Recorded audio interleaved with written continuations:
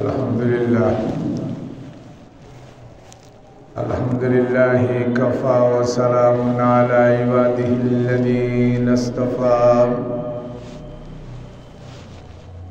अम्मा बअदु फ़अऊज़ु बिल्लाहि मिनश शैतानिर रजीम बिस्मिल्लाहिर रहमानिर रहीम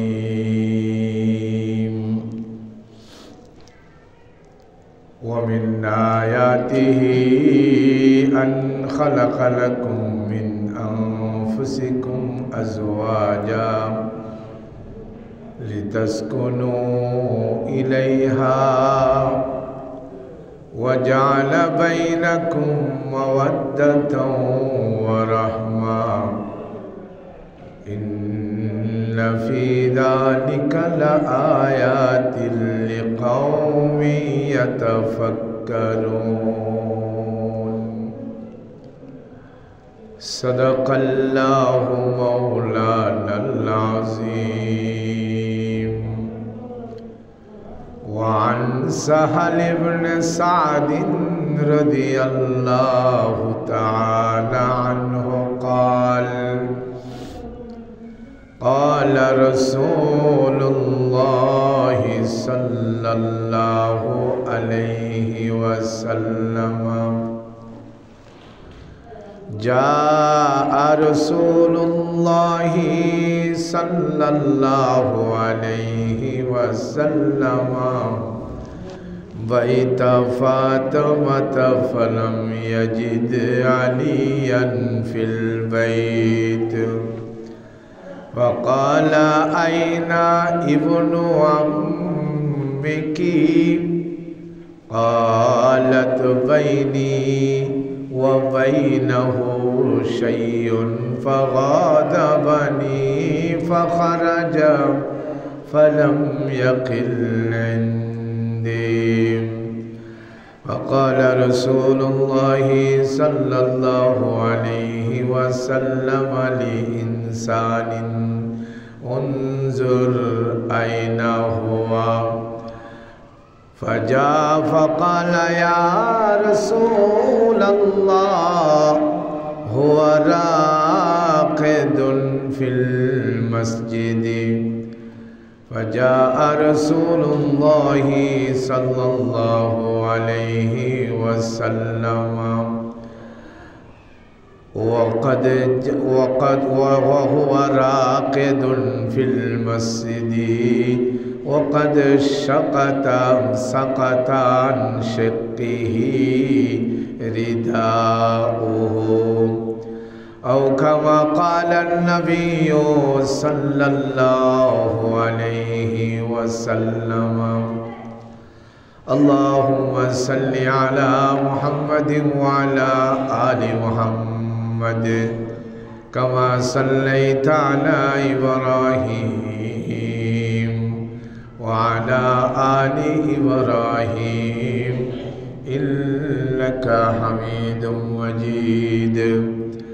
अल्लाहुम्मा बारिक अला मुहम्मदिन व अला आलि मुहम्मद कमा बारकता अला इब्राहीम व अला आलि इब्राहीम इन्नका हमीदुम मजीद। अल्लाह पाक परवरदिगार ताला रो शेष मेहरबानी आज पवित्र जुमार दिन সালাতুল জুমা আদায় করার উদ্দেশ্যে আল্লাহর ঘরে এসে আল্লাহর ঘরের সম্মানিত মেহমান হয়ে নামাজের অপেক্ষায় বসার তৌফিক এনায়েত করলেন। এজন্য আল্লাহ তাআলার দরবারে শুকরিয়া আদায় করি, সকলে পড়ি আলহামদুলিল্লাহ। আমি কোরআনে কারীমের সূরা রূমের ছোট্ট একটি আয়াতে কারিমা তেলাওয়াত করেছি। সাথে সাথে রাসূল করিম সাল্লাল্লাহু আলাইহি ওয়াসাল্লামের অসংখ্য গণিত হাদিস থেকে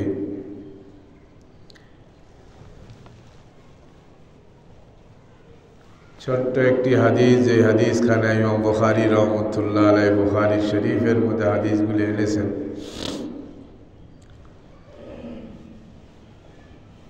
যতগুলি হাদিস তিনি এনেছেন ৭,২৭৫টি হাদিস এনেছেন ইমাম বুখারী রাহমাতুল্লাহ আলাইহি। সমস্ত হাদিসগুলি হলো সহিহ হাদিস। বুখারী শরীফের মধ্যে ৭,০০০-এর ঊর্ধ্বে হাদিস আছে, ৭,২৭৫টি হাদিস আছে। সব হাদিসগুলো সহিহ, কিন্তু যত সহিহ হাদিস সবগুলো কিন্তু বুখারী নেই। কথাটা বুঝতে হবে। বুখারীতে যতগুলি হাদিস আছে ৭,২৭৫টি হাদিস সবগুলি সহিহ, কিন্তু আল্লাহর নবীর সব সহিহ হাদিসগুলি বুখারীতে নাই। অতগুলি সহিহ হাদিস বুখারীতে সম্ভব? এই ৭,২৭৫টি হাদিস, তাও দুইটা খণ্ড করে আমার মতো দুর্বল মানুষ কিতাবটা গোছা করতে পারি না। তাহলে যদি নবীর সমস্ত সহিহ হাদিসগুলি, লক্ষ লক্ষ সহিহ হাদিস আছে, ইমাম বুখারী রাহমাতুল্লাহ আলাইহির কাছে মোট ৬ লক্ষ হাদিস মুখস্থ ছিল। ৬ লক্ষ।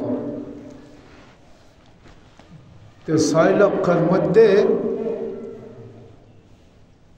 ২ লক্ষ হাদিস ছিল সহিহ, বাকি ৪ লক্ষ হাদিস গায়রে সহিহ। বিভিন্ন কারণে হাদিসগুলা গ্রহণযোগ্য না, তারপরও তার কাছে ছিল। তার ২ লাখ হাদিসের কিতাবও যদি লেখে তাহলে কত বড় হবে বুখারী? সেখান থেকে ৭,২৭৫টি হাদিস এনেছে। তাহলে বোঝা গেল বুখারী শরীফ ছাড়াও অন্যান্য সহিহ হাদিসের কিতাব আছে। এই কথাটা বললাম এই জন্য, আমাদের দেশের কিছু পণ্ডিত আছে, পণ্ডিত পুস্তি বই একটা বাংলা ভূগোলের তলে থাকে, কটা হাদিস মুখস্থ করে নামাজে আসলে আমিন জোরে জোরে বলবে, পাক একবারে দক্ষিণ উত্তর দিকে ফাঁক করে দাঁড়াবে, নিজেদেরকে বলবে আমরা আহলে হাদিস। আহলে হাদিস, আহাল মানে কি রে? ওয়ালা। তা আহলে হাদিস মানে হাদিস ওয়ালা। তো হাদিস ওয়ালা তুমি কেমনি হইবা? হাদিস ওয়ালা হলে আমরা না হাদিস ওয়ালা। হাদিস পড়া, বুখারী আমি পড়া, আমরা হাদিস ওয়ালা হইতাম না? আরও একটা ছোটি বই, কটা বাংলা অর্থওয়ালা, জেদ জবরওয়ালা, কটা হাদিস মুখস্থ করে আহলে হাদিস হয়ে গেছে। দুঃখ কোথায় রাখ? কার কাছে গিয়ে? গায়ের রং কাকের মতো কালো, নাম দিছে লাল মিয়া। এ লাল মিয়া ডাক দে, লাল মিয়া কিরে? লাল মিয়া মানে সে তো লাল হওয়ার কথা, গায়ের রং কালো, নাম দিছে লাল। হাদিসের কিচ্ছু জানে না, ওরা নিজেদের নাম দিছে আহলে হাদিস। মেজাজটা তার এমনি খারাপ হয় না আমাদের। জিন্দেগি ভর হাদিস পড়লাম, পড়াইলাম, আমাদেরকে কেউ আহলে হাদিস কয় না, ওরা হলে আহলে হাদিস। দুঃখ কোথায় রাখি? কতগুলা বাংলা চটি বই, মূল হাদিস, মূল হাদিসের মধ্যে কিন্তু জেদ জবর দেয়া থাকে না। এবং আরবি কোরআন শরীফ তো আমরা পড়ি যে জেদ জবর দেয়া আছে বলে পড়তে পারি, জেদ জবর না থাকলে একটাও পারবেন না। এটাও আলেমরা দয়া করছে আপনাদেরকে যাতে পড়তে পারে, নাহলে মূল কোরআন যেটা নাজিল হয়েছে জেদ জবরওয়ালা না। হযরত উসমানে গনি রাদিয়াল্লাহু তাআলা আনহুর জমানা যে কোরআন, এখনো দেখেন গা জেদ জবরওয়ালা না, জেদ জবর নাই। রসুলের চিঠিগুলি দেখবেন জেদ জবর দেয়া নাই, আরবিতে লেখা। এই জেদ জবর ছাড়া পড়তে গেলে 12 বছর লেখাপড়া করা লাগে মাদ্রাসায়। জেদ জবর ছাড়া একটা শব্দ ওয়ার্ড আকার রেখা ছাড়া, বাংলায় আকার রেখা ছাড়া ও তো পড়াই যায় না। আর আরবির মধ্যে আকার রেখার জেদ জবর ছাড়া পড়তে হয়, এটাই হলো মূল আরবি। আর এটা পড়তে হলে, এটা পড়ার যোগ্যতা অর্জন করার জন্য মাদ্রাসা পড়তে হয় 12 বছর। আর তুমি কলেজ ইউনিভার্সিটিতে পড়া এটা চটি একটা বই নিয়া কটা হাদিস মুখস্থ কইরা আমাদেরই দিয়া জেদ জবর লাগালি তর্জমা আমরাই করেছি। ইমাম বুখারী রহমতুল্লাহ, বুখারী শরীফের তর্জমা শাইখুল হাদিস আল্লামা আজিজুল্লাহ রহমতুল্লাহ আলাইহি করেছেন, এ মামুনুল্লাহের বাবা। ওইটা নিয়ে ফুটুক ফাটুক করো, মস্তানি করো। ওর লেখা তর্জমা পড়া তুমি আলে হাদিস, আর উনি কিছুই না। দুঃখের কথা, এত বোঝা বোঝা, এত কথা না, আমরা কিছু বুঝি না, ওরাই বুঝে, সব বুঝে। আমিন জোরে বলতে হবে। নামাজের মধ্যে আপনার সূরা ফাতিহা আপনারটা কে পড়ে? ইমাম সাহেবকে। ইমাম সাহেব পড়লে ইমাম সাহেবের পিছনে নামাজ পড়ছি, একটা দায়িত্ব বিহাজাল ইমাম, ইমামে যা বলবে সেটাই আমার কথা। তো আপনি আমার ওখানে পিছনে যে আবার সূরা ফাতিহা বলার দরকার আছে না? ওই যে হাদিস পাইছে একটা, লা সালাতা লিমান লাম ইয়াকরা বিফাতিহাতিল কিতাব, তিরমিজি। এগুলো আমরাই পড়ে। ও কি বুঝলো? ওখানে লিখছে যে যেই ব্যক্তি একাকী নামাজ পড়বে তার সূরা ফাতিহা ছাড়া নামাজ হবে না। কারণ সূরা ফাতিহা পড়া ওয়াজিব না। কেউ যদি ওয়াজিব ছেড়ে দেয় নামাজ হয়? ওটা একাকীর কথা বলছে, বলে জামাতের কথা। মাল্লাহু ইমামুন ফাকিরাতুল ইমামে কিরাতুল্লাহ, এটাও তিরমিজির হাদিস। যদি তুমি কোনো ইমামের পিছনে নামাজ পড়ো তো ইমামের কেরাত তোমার কেরাত হয়ে গেল। তাহলে ওইখানে যে বলাইছে রসুল সূরা ফাতিহা ছাড়া নামাজ হবে না, নিজে একা একই নামাজ পড়ার ক্ষেত্রে আর জামাতের ক্ষেত্রে ওইটা ওই হাদিসের প্রয়োগ করতে হবে। হাদিস তো হাদিস, জাগা মতো যদি প্রয়োগ করতে না পারেন তাহলে হবে। একজনে, এটা বেয়াদবি ধরে নামই বলি নাই, জালালউদ্দিন রুমি রহমতুল্লাহ আলাইহি ঘটনাটা লিখেছে। জালালউদ্দিন রুমি রহমতুল্লাহ আলাইহি বলেন, হাদিসের মধ্যে আসছে কেউ যদি ওযু করে, ওযু করার সময় এমনি তো শুরু বিসমিল্লাহ পড়ে শুরু করবে, নাকে পানি দেওয়ার জন্য আলাদা একটা দোয়া আছে, আল্লাহুম্মা আরিহনি রায়াহাতাল জান্নাহ, আয় আল্লাহ আমার এই নাকে যেন জান্নাতের সুগন্ধি পায়, সেই তৌফিক তুমি আমাকে দিও। দোয়া আল্লাহুম্মা আরিহনি রায়াহাতাল জান্নাহ। আমি আগেই বেয়াদবি মাফ চাই নিছি, কারণ আমার কথা না এটা, আল্লামা জালালউদ্দিন রুমি বলেছেন তাই বলতেছে। মানে প্রয়োগ, হাদিসের প্রয়োগ ঠিক মতো করতে না পারলে যা। এই হাদিসের ওপর ভিত্তি করে একজনে বাথরুমে করার সময়, সুসু করার সময় এই দোয়া পড়তেছে। বলেন তো এবার আপনি কি বলবেন? আরে হাদিসে আছে, হাদিসে কি আছে যে নাকের ছিদ্রের মধ্যে পানি দেওয়ার সময় আল্লাহুম্মা আরিহনি রায়াতাল জান্নাহ, তাহলে ওইটাও তো একটা ছিদ্র হইল। এই হলো অবস্থা। ওস্তাদ ছাড়া, কোনো আলেম ছাড়া নিজে নিজে যদি কেউ মুহাদ্দিস হইতে চায়, আহলে হাদিস হইতে চায়, তারা একটা এটাই করবে। রসুল করিম সাল্লাল্লাহু আলাইহি ইসলামের উপর কিতাব নাজিল করে আল্লাহ ছেড়ে দিয়েছেন, কিতাবটাকে বুঝাই দিতে হয়েছে না? অথচ কোরআন আরবি, তারা সাহাবায়ে কেরাম সব আরবি ছিল না? আব্দুল্লাহ ইবনে আব্বাস বছরের পর বছর সূরা বাকারা নবীর কাছে পড়লো কি জন্য? উনি কি আরবি কম বুঝতেন? তাহলে বোঝা গেল পড়াপড়ি এমনি শুধু বই দেখি করলে হয় না, বই দেখি ডাক্তার হয় না, বই দেখি আলেম হয় না, বই দেখি মুহাদ্দিস হয় না। হাদিস পড়লে মুহাদ্দিস হবে না, মুহাদ্দিসের কাছে দরসে ক্লাসে বসে পড়তে হবে, তারপর আপনি মুহাদ্দিস হবেন, আহলে হাদিস হবেন। এত সোজা না। কটা বই, এটা বাংলা বই, এটা লাইব্রেরি থেকে পড়ি। আমার একদিন এইরকম বয়ান করতেছে, আমাকে একদিন বলে আমি তাফসির ইবনে কাসির পড়ি। মানে তাফসির ইবনে কাসির পড়েন তো কী হয়েছে, বলে যে ইমামে এই যখন তুমি খুতবা দাও তখন আসি আমি নামাজ পড়বো। হাদিসে পাইছি, তাফসির ইবনে কাসিরে পাইছি। ওই যে ওস্তাদের কাছে না পড়ার কারণে বললাম না, নাকের ছিদ্র আর ওই জায়গার ছিদ্রকে এক মনে গেছে। জালালউদ্দিন রুমি রহমতুল্লাহর কথাটা খারাপ হয়। হাদিস পাইছে, বলে হাদিসটা কোন জায়গায়, কোন ক্ষেত্রে, কোথায় প্রয়োগ হবে, এটা ওস্তাদ থেকে শিখতে হবে। তুমি আন্দাজ হাদিসে পড়ো, এক হাদিসে, একই হাদিসের মধ্যে আসছে এক সাহাবি, দুই সাহাবি রাতের বেলায় পাহারাদারি করতেছে। পাহারাদারি করার সময় এক সাহাবির পায়ের মধ্যে শত্রুরা তীর মেরেছে, আরেকজন তো ঘুমায় আছে, কারণ ইনি নামাজে দাঁড়ায় আছে। এই যেমন নামাজ শেষ করে ইনা যে ডিউটি 3 ঘন্টা 4 ঘন্টা, এরপরে ঘুমন্ত ব্যক্তিকে ডেকে দিবে। তীর মারছে,